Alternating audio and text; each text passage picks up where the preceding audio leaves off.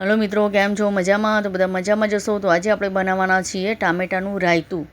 આ રાયતું એટલું ટેસ્ટી બને છે ને કે તમે જમવાના જોડે થોડું આ રાયતું બનાવી દો ને તો ખાવાની કંઈક મજા જ આવી જાય છે. તેવું રાયતું બનીને તૈયાર થાય છે ટામેટાનું. તો રાયતું બનાવવા માટે જો મેં અહીંયા ટામેટું લીધું છે. તો ટામેટાને પહેલાં આપણે કટ કરી નાખીશું. તમે બધી જાતના રાયતા ખાધા હશે, પણ તમે કોઈ દિવસ આ ટામેટાનું રાયતું કદી ખાધું છે? તમે એક વખત જરૂરથી બનાવજો. ખૂબ સરસ રાયતું ટામેટાનું તૈયાર થાય છે. અને એક વખત બનાવશો ને તો ગેરંટી આપું છું કે તમે ફરીથી પણ બનાવશો તેવું ટેસ્ટી રાયતું બનીને તૈયાર થાય છે. તો જો ટામેટાને આપણે આ રીતે ઝીણા ઝીણા એકદમ સમારી દેવાના છે. મેં અહીંયા જો ટામેટાને ઝીણા ઝીણા સમારી દીધા છે. પછી અહીંયા જો મેં ડુંગળી લીધી છે, તો ડુંગળીને પણ આ રીતે આપણે એકદમ ઝીણી ઝીણી સમારી દઈશું.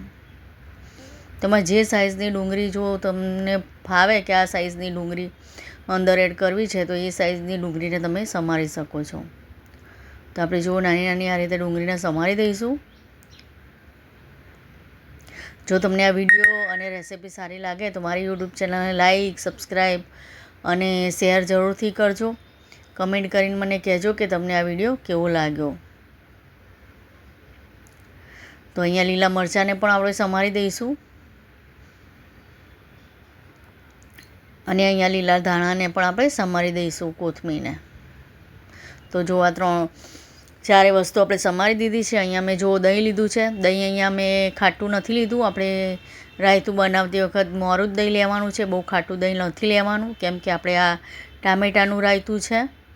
તે માટે બહુ ખાટું દહીં હશે તો રાયતું એકદમ ખાટું થઈ જશે અને ટેસ્ટ સારો નહીં આવે ખાવાનો. એટલે જ્યારે પણ તમે દહીં લો ત્યારે મોરું દહીં લેવાનું. અહીંયા મેં ઘરનું દહીં બનાવેલું છે, એકદમ મોરું છે. તો અહીં એકદમ મોરું દહીં લઉં છું. તો હવે દહીંને આ રીતે આપણે વલોવી દઈશું વલોણીથી, એટલે ગાંઠા ના રહે. તો હવે જો આપણે ટામેટાં, ડુંગળી, લીલા મરચાં અને કોથમીરને દહીંમાં એડ કરી દઈશું. આ રીતે તમે રાયતું બનાવી જોજો. ખૂબ જ સરસ રાયતું બનીને તૈયાર થાય છે ટામેટાનું. તો જો અહીંયા બધી સામગ્રી આપણે દહીંમાં એડ કરી દીધી છે.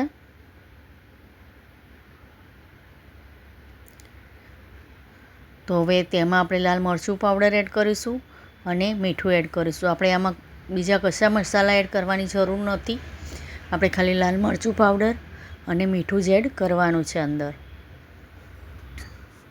તમારે જો તીખું ખાતા હોય તો લાલ મરચું એડ કરવું હોય તો કરવાનું, ન કરો તમે સ્કીપ પણ કરી શકો છો. તમારે એકલા લીલા મરચાંમાં રાયતું ખાવું હોય તો તમે લીલા મરચાંમાં પણ રાયતાને ખાઈ શકો છો. તો અહીંયા આપણે લાલ મરચું પાવડર અને મીઠું એડ કર્યું અને પછી આ રીતે મિક્સ કરી દીધું. તો તૈયાર છે આપણું ટામેટાનું રાયતું. બનાવીને ચોક્કસથી ખાજો. ખૂબ સરસ રાયતું બનીને તૈયાર થાય છે. તો બધાને જય મા લક્ષ્મી અને જય શ્રી કૃષ્ણ.